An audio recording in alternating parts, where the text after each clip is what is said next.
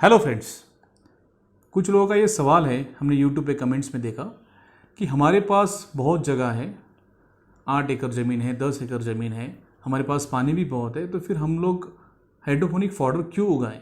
ठीक है, हमारे पास जो लोग ट्रेनिंग के लिए आते हैं वो भी सवाल खड़े करते हैं कि हमारे पास ज़मीन भी है, पानी भी है, सब रिसोर्स हैं हमारे पास, लेबर्स भी बहुत है, तो फिर why we should switch on this hydroponic water system. और कुछ लोगों को ऐसा भी सवाल पड़ा है जो ट्रेनिंग में आते हैं कि उनको लगता है कि इसके पास अगर 20-25 एकड़ ज़मीन है तो ये फिर इस पर स्विच क्यों हो रहा है, क्योंकि कोई लोगों के दिमाग में ऐसा बैठा है कि जिसके पास ज़मीन कम है, पानी कम है, वही इस पर स्विच करेगा, जिसके पास सब कुछ है फिर वो क्यों स्विच हो रहा है।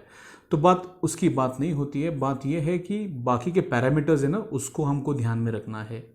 अभी ये मैं आपको कैसे समझाऊँ, तो मैंने एक हम लोग प्रोजेक्ट सेट करेंगे, आपको प्रोजेक्ट बताता हूँ कि फॉर एग्जांपल अगर किसी के पास ज़मीन है, पानी है, वो तो बात अलग है, वो ज़मीन दूसरी चीज़ों के लिए भी वो यूज़ कर सकता है। ज़रूरी नहीं कि हर पूरी जो ज़मीन है फॉडर उगाने में ही उसको यूटिलाइज़ करनी है। उदाहरण, अगर किसके पास 100 गाय का प्रोजेक्ट करना है, 100 काउस का प्रोजेक्ट है, काऊ है या बफेलो है, तो देखिए ऑन एन एवरेज अगर रूटीन उसको जो रोज़ का उनको फॉडर खिलाना है वो कम से कम 1 या 1.5 टन के आसपास रिक्वायरमेंट है रोज़ का। 1000 से 1,500 किलो के आसपास रोज़ का उसका रिक्वायरमेंट रहेगा। ठीक है, अगर रोज़ का इतना रिक्वायरमेंट रहेगा तो उसको ऑन एन एवरेज कम से कम 500 से 550 टन हर साल का रिक्वायरमेंट रहेगा। मतलब 500 टू 550 टन एवरी ईयर इतना फॉडर लगेगा। और इतना फॉडर अगर उसको ग्रो करना है कन्वेंशनल मेथड से, मतलब जो अगर उसको जगह है उसके पास, तो उसको कम से कम 7 से 10 एकड़ का ज़मीन लगेगा। 7 to 10 acres of land he will required. तो जिसका 100 गाय का प्रोजेक्ट है, 100-125 गाय का प्रोजेक्ट है, तो उसको कम से कम 7 से 10 एकड़ का ज़मीन लगेगा। अगर ये प्रोजेक्ट हम लोग कंसिडर करेंगे, अगर हम डिटेल में बात करेंगे कि अगर हम लोग हाइड्रोफोनिक फॉडर सिस्टम के लिए जाएंगे तो उसका क्या फ़ायदा होगा। पहली बात, एरिया, जो मैंने आपको बोला 7 से 10 एकड़ ज़मीन लगेगा। अगर हाइड्रोफोनिक फॉडर अगर 100 गाय के लिए अगर आप काऊ के लिए प्रोजेक्ट लगाएंगे तो आपको minimum 1,500 maximum 2,000 square feet area only लगेगा। मतलब सिर्फ 2,000 स्क्वायर फीट में आपका ग्रो रूम और इंक्यूबेशन सिस्टम पूरा तैयार हो जाएगा।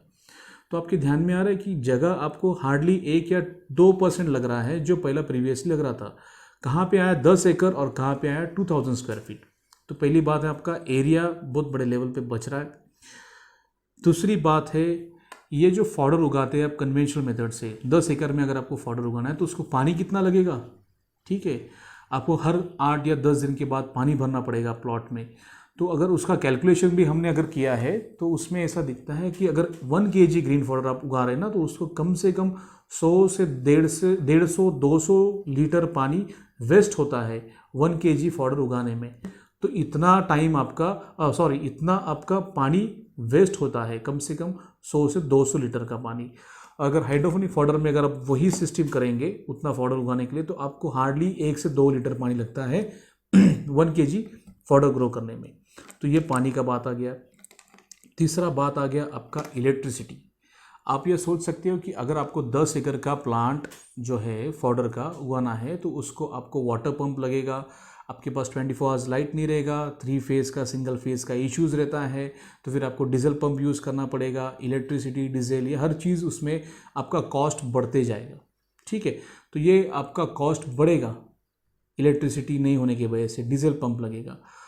दूसरी जगह पे अगर हाइड्रोफोनिक फॉडर आप ग्रो कर रहे हैं तो हमने तो हमारे ट्रेनिंग में आपको लोगों को बताते भी है कि अगर आपको 500 kg का यूनिट बनाना है, 1 टन का यूनिट बनाना है, तो कितना किलोवाट का लोड लगेगा। और ये आप इन्वर्टर सिस्टम पे भी आप आपका 24 आवर सिस्टम रनिंग कर सकते हैं। और ये 24 आवर सिस्टम रन नहीं रहता है, ऑटोमेशन में रहता है, मतलब इसमें लाइट बहुत कम रहती है, पावर कंजम्पशन बहुत कम रहता है। ठीक है, तो इलेक्ट्रिसिटी का भी बहुत इंपॉर्टेंट बात है। फोर्थ वाला पॉइंट है आपका लेबर। आपको ये मालूम है कि 10 एकड़ जो लैंड है, अगर आप उसको कसना है, उसको आपको वर्कआउट करना है, तो कम से कम 5 से 6 लोग लगेंगे आपको। उसको मतलब पानी भरना है, उसको काटना है, लेके आना है, फर्टिलाइज़र डालना है, वीट कंट्रोल करना है, फिर उसको पेस्ट कंट्रोल करना है, हर चीज़ के लिए आपको लेबर लगेगा। और अदर साइड में अगर आप देखेंगे तो ये जो 1.5 टन का अगर हाइड्रोफोनिक फॉडर यूनिट है, इसके लिए आपको हार्डली 1 से 2 आदमी लोग लगेंगे, और वो भी 24 आवर्स नहीं लगेंगे आपको, उनके कुछ 6-7 घंटे लगेंगे रोज के। अगर वो आप यूनिट आपके साइड पे लगा रहे तो आपको 1 या 2 लेबर यूज़ करके आप आपका पूरा फॉडर ग्रो कर सकते हैं। मतलब आपका लेबर कॉस्ट है बहुत कम लग रहा है as compare to conventional fodder. Fifth वाला पॉइंट है आपका टाइम। ठीक है, जो टाइम है वो भी आपको सोचना है। कन्वेंशनल मेथड से अगर आप जो फॉडर ग्रो कर रहे हैं तो आपको कम से कम 2 से 3 महीना या कम से कम 4 महीना जाता है, क्योंकि जो क्रॉप जो आप कन्वेंशनल मेथड से ग्रो करते हैं उसको टाइम लगता है उसको जो मैच्योर्ड होने में। और अदर साइड में आप जो उगा रहे हैं ये हाइड्रोपोनिक मेथड में, ये हार्डली 9 से 10 दिन में आपका साइकिल कंप्लीट हो जाता है। ठीक है, तो 10 दिन का साइकिल है, और मैंने बहुत से वीडियोस में बताया कि अगर आप कंसेक्यूटिव साइकिल्स मेंटेन करेंगे तो every day you are going to get that green fodder. तो आपको रोज़ वेट करने की ज़रूरत नहीं है, आपका टाइम पीरियड भी बहुत कम लगता है। अगर आपको अगर प्रोजेक्ट चालू करना है तो आपको बहुत पहले से प्रिपरेशन करने में टाइम जाता है, प्लॉट तैयार करना है, फिर उसको बनाना पड़ता है, फिर उसको सीड्स बोना है, फिर वो 3-4 महीने के बाद क्रॉप आपके हाथ में आएगा, फिर उसके बाद आपको आपका सिस्टम वर्कआउट होगा।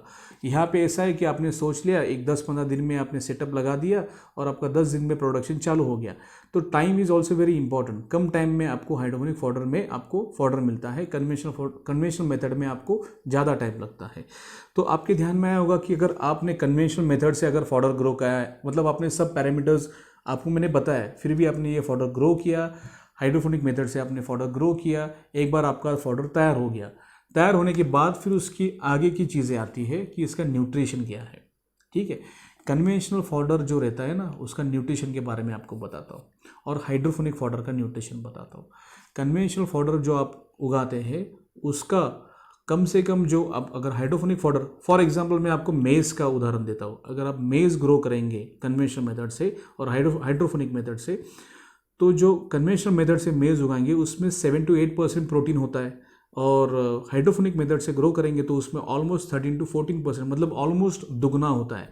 प्रोटीन दुगना हो जाता है, फैट कंटेंट बोलते हैं ईथर एक्सट्रैक्ट, वो ऑलमोस्ट 3 times बढ़ जाता है, और जो ट्रेस मिनरल्स है या विटामिन्स है या बी कॉम्प्लेक्स जो कुछ भी है वो ऑलमोस्ट 20 to 30 times बढ़ जाता है।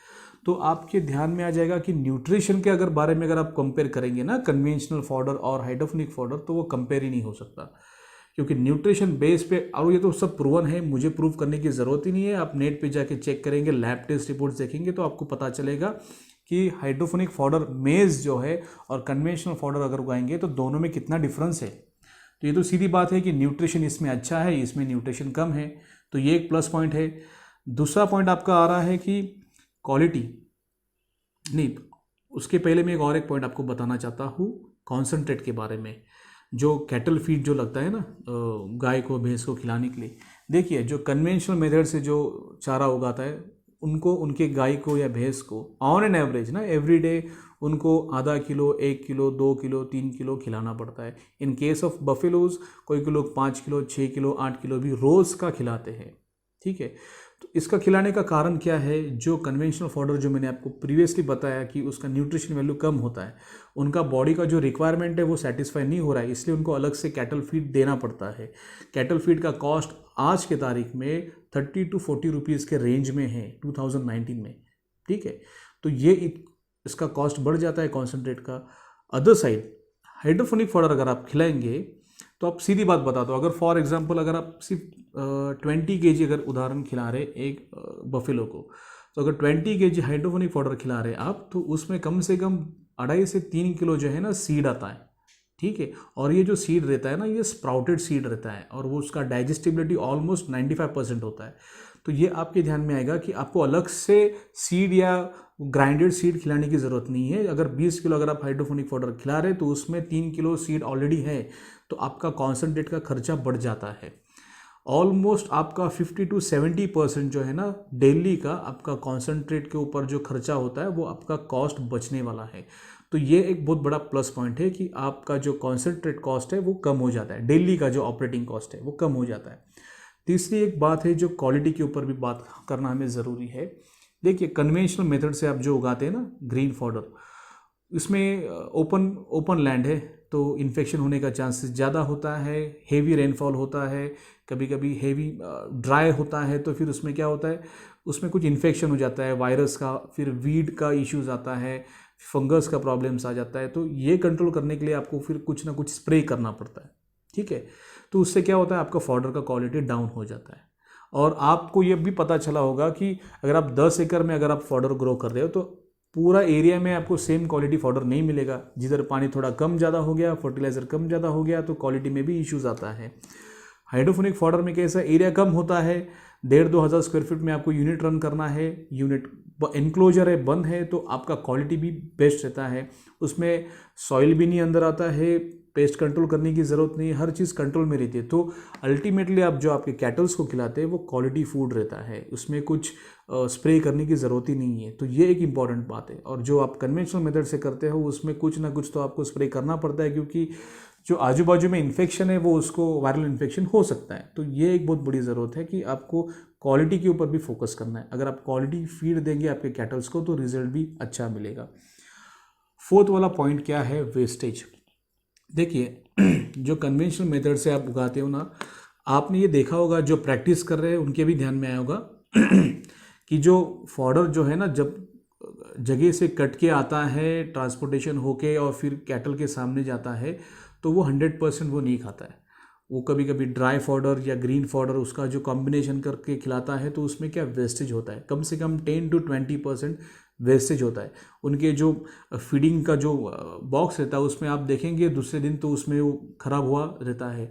दूसरी बात है कि हाइड्रोफोनिक मेथड में फ्रॉम रूट टू जो लीफ का टिप है, हर चीज़ है ना उसके पेट में जाता है, कुछ वेस्ट नहीं होता है। 100% क्या है आपका यूज़ में आता है। तो इसमें 0% वेस्टेज है, और कन्वेंशनल मेथड में आपका वेस्टेज ज़्यादा होता है। तो जब वेस्टेज भी होता है तो आपके ध्यान में नहीं आता है कि उसका जो कॉस्ट है ना आपका बढ़ जाता है।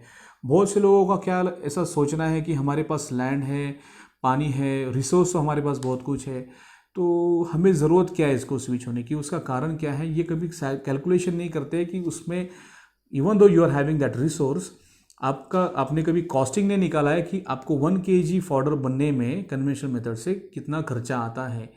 इन चीज़ों के ऊपर कभी फोकस नहीं किया गया ना, इसलिए आपको कभी कभी ध्यान में नहीं आता है कि आपका ऑपरेटिंग कॉस्ट बहुत हेवी है। बहुत से लोगों का फार्म जो है ना, जो अभी लोग ट्रेनिंग में आते हैं, हम लोग जो कंसल्ट करते हैं, तो वो बोलते हैं कि हमारा प्रोजेक्ट लॉस में जा रहा है, हमारे पास ग्रीन फॉडर भी है फिर भी वर्कआउट नहीं हो रहा, क्योंकि कॉन्सेंट्रेट का कॉस्ट बहुत हेवी है, न्यूट्रिशन का इश्यूज़ आ रहा है। तो कुछ चीज़ें ऐसे ना आपको थोड़ा एक फाइन लेवल पे थोड़ा स्टडी करना पड़ेगा कि आपके पास जगह है तो वो आप अननेसेसरी फॉडर में यूज़ मत करिए। हाइड्रोफोनिक फॉडर जो है ना, ये नई टेक्निक है, आपको थोड़ा चेंज करना बहुत ज़रूरी है। अगर आप चेंज के साथ चलेंगे तो आपको फ़ायदा होगा। आपके पास अगर 10 एकड़ ज़मीन है, 25 एकड़ ज़मीन है, you should grow something good on thing, मतलब उसके ऊपर कुछ वेजिटेबल्स ग्रो करिए।